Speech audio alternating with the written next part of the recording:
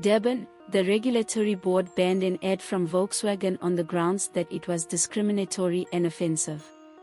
Consumer Joy Sixholo filed her complaint with the regulatory board, complaining that had homophobic undertones and promoted toxic masculinity. The radio commercial voiceover says, "It's 1 a.m. and you're stuck somewhere on the Karoo. You don't have food and it's cold. But there's your colleague Andile. And you remember the whole body temperature hint. So who's the little spoon?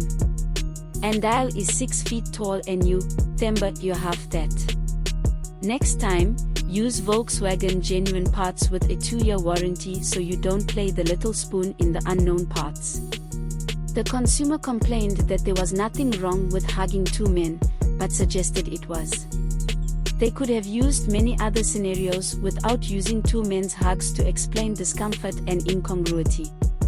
In fact, hugging is a normal, healthy behavior in gay relationships.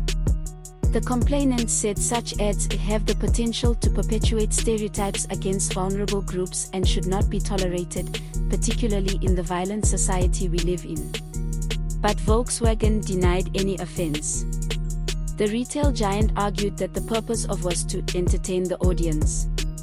They also argued that no reasonable person would fully understand the content of. The prospect of hugging a colleague is ridiculous, considering that people prefer personal space over everything, especially among professionals in a post-COVID environment, the statement said. VW said the brand supports all forms of inclusivity and diversity through communication. In its decision taken at the end of March, the directorate said that this advertisement resembled locker room humor, creating scenarios similar to the one featured in this commercial locker room humor that sees being surrounded by men as something unpleasant to avoid.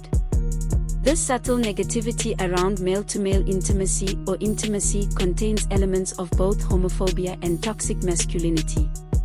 In addition, the directorate said that vertiser's claim to entertain audiences is a powerful example of everyday homophobia, which is often ignored or justified.